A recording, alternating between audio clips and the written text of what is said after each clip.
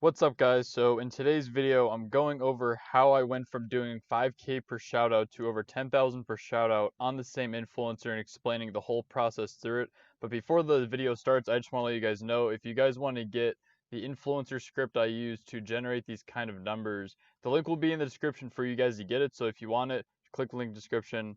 It's all yours. So I'm just going to start the video out now. I'm going over how I went from 5K per shoutout to 10K per shoutout, and I'm going to be explaining the whole process through because a lot of people, they seem kind of surprised on those types of results. So just to start out, the main thing is being consistent with running influencers, at least the one influencer, like 1 to 2 shoutouts per week in the beginning. Now, when I first started, I was only doing about like 1 per week, but I would just recommend, for building up the audience and for what I'll be explaining with when it comes to Facebook retargeting and stuff like that, it's best to be running at least like once per week, as shown right here, like when I was started to run like first shoutout, like 3.8K, and then you can see it died down. But the main thing you guys got to know though is like, say on this day specifically, like say for this day specifically, like say for on the 5th through the 7th, which is like the main, like the LTV of the shoutout, you can see I did 156 orders. And I'll show you guys a little bit later in the video, but that was just a little bit less than 10% of the actual customers I got just from this one influencer. The main thing is the more times the audience sees the offers, the more times, that they believe it, right? The first time they see it, you'll see that there's about 1,800 more people who purchased after these 156 because they continued to see it and they continued to believe, what she was saying, and they ended up purchasing.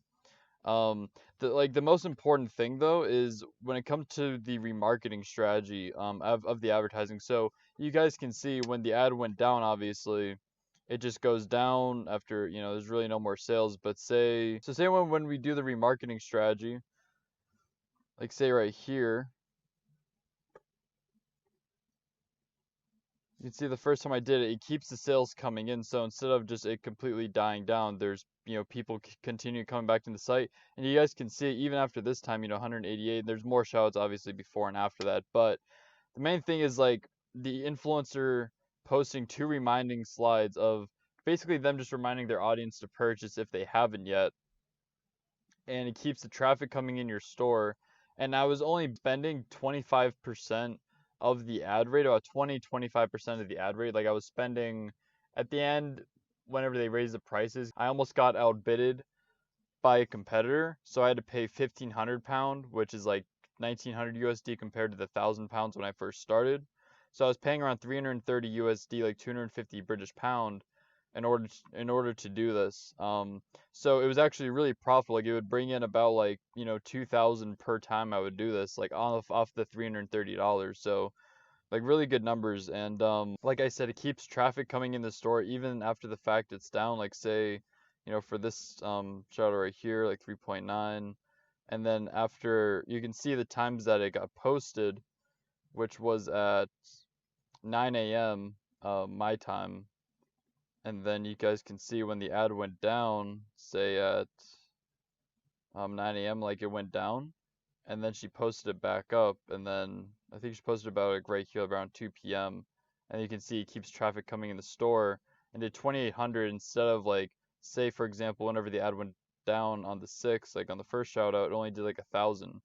So you guys can see that increase of like the amount of money that I was making per time I would do it. Which is, and then obviously after the next day, instead of having just a huge drop off, it still did, almost like 1,000. So, pretty good numbers off of what I spent. And so, first thing though is the Facebook retargeting strategy, which is obviously, Facebook brought in around 20 to 25% of my revenue just off the retargeting. And the retargeting strategy is a bit different than what a lot of other people teach on YouTube. I can't show you guys the name of the campaigns because they're still running, but it's, basically showing you the structure of it. So basically after running like the 4th shoutout, we had like 5 separate campaigns, and they were all targeting add to cart 30-day, initiate checkout 30-day, and website visits 30-day. And they were all at $5 a day budgets, and that's what kept the cost per purchase low.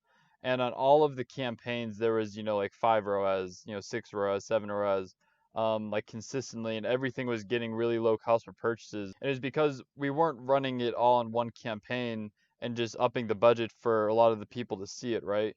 It was running in multiple different campaigns, which they were all at $5 a day, which then kept the cost per purchases low, which kept the profit high on it. So that's pretty much the whole strategy that we did for here. We were using the same creative except for one campaign, which we used a compilation video of the influencers talking, but all the other ones were honestly just a white background image of the product with the logo in the top left. That's literally all it was. And it just performed really well because the influencer warmed up the audience enough for them to already know about it. So when they saw the ad, it was really warmed up to them. So that's why, one of the main reasons why we're getting such a low cost of purchase, because the influencer had a real community and an audience back behind her. Now, when it comes to the in-store upsell strategy, it's different than the back-end upsell strategy. So what the in-store upsell strategy had, it was a one product homepage with an upsell below like the main winning product pretty much. So main product, description, and then upsell, and then reviews below that. I had the influencer mention to the audience what, for them to purchase it. She showed it on the website. I sent her in one to show them what it looked like in person. That upsell, brought in around like 10 to 15% like extra revenue, compared to like the former numbers of it, just from it being on the store. So basically just free money that I wouldn't have had if I didn't add it. And then the backend upsell strategy, I was using reconvert upsell, and then this is the whole structure of it. So this obviously isn't the product I'm selling or anything like that, but this is pretty much the whole structure. So it had my store logo right here, which I just put a Shopify screenshot. Basically instead of like them just seeing the order confirmation, they would just see the product upsell first, and then I would type in text, thank you for purchasing. If you want to get this to go along with your product, then here's your chance pretty much. It had really good numbers behind it.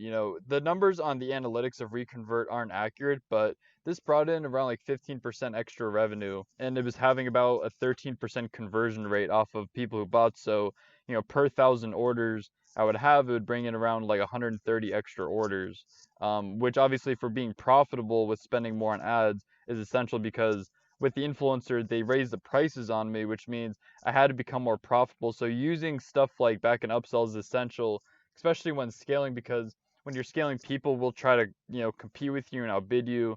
So you need ways to make more money. So if the influencer raises the price, you're able to still be profitable. The problem really isn't so much the influencer raising the price, it's more of not being able to handle it if they do raise the price, if it's just a little bit, but obviously it all depends situation to situation. Now, the only thing is like the things I upsold the complementing product at the, in the beginning I was selling the main winner because it was before I added the complement product, but the main winner converted less because people are already buying it, but it had a higher average order value. And then the product that went along with the winner had a lower order value but a higher conversion rate. So it's kind of whatever one you want to choose. Obviously, you can just split test it. And now the SMS bump strategy, which obviously this is really important. I didn't really do much email marketing, which probably missed out on money from that.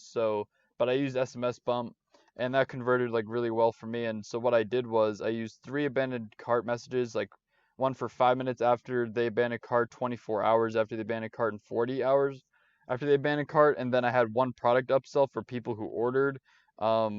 That sent like 5 minutes after they ordered, and it had a really high open rate because I made it seem like it was like an important text message about their order. So it had a high open rate and a pretty decent conversion rate, And another important thing is per shoutout, I would do one manual text push, which is called text marketing inside of SMS Bump. I promoted 20% off code to everyone, which every time it was profitable, because I just basically wanted to maximize what I was doing. So I would send it to people who purchased and then to people who also abandoned cart, and stuff like that. This is literally the whole strategy on how I went from doing 5 to 10K per shoutout. Like you guys can see right here. Like the first shoutout did like 5.7K, and then throughout the first 4 shoutouts of the month, it did with them, or with the one influencer.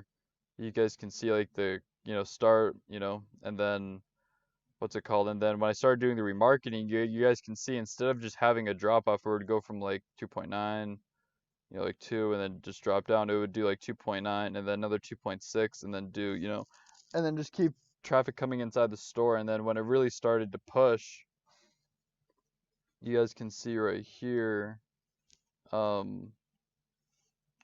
you guys can see, like, instead of just the sales going down, it would stay in, it would, instead of it going down, it would go from 3.1, 2.6, 1.7, and 43, and then it would go from, like 2.7, I would post like 7 p.m. So I'd kind of mess around with it. So you guys can see, like, for example, like on the 23rd, for example, she posted, it seems like around like either 1 p.m. or 2 p.m. Pretty sure like 2 p.m. My time, which is like 7 p.m. in the UK. And then you guys can obviously see it did way more the next day, because instead of it going down, say like at noon their time, it stayed up for an extra 7 hours, which just kept the traffic coming in the store. And then obviously it went down around like 2 p.m. So you guys can see when it went down, then I did the remarketing, and then it just went, back up. And then obviously like like for example, just for like this weekend right here, like 7.1, but actually I think I did the shout out, like right here. So like the total time of it, like 7.6, but then the LTV of it, you guys can see it was 10.6. So instead of it only dropping down to 5 and then stopping, because I built up the retargeting, because I was using in-store, in-store upsells, backend upsells, SMS Bump, it all helps out. And instead of just dropping down, to start doing like 1,000 a day just from people coming back to the store. And then obviously like on the actual like full time, but just like the full 2.5 days of the remarketing of the first ad and the full ad being up, it did like 10.1 on the same influencer. So you guys can see it went from doing 5.1K on the same influencer, and then on the same influencer it did 10.1. So hope this motivates you guys. If you guys want to do paid one-on-one mentorship with me, shoot me a DM on Instagram. My name will be in the link in the description. And yeah, I hope you guys enjoyed this video. If you guys have any questions, be sure to drop it in the comments below, and I'll see you guys in the next video. Peace.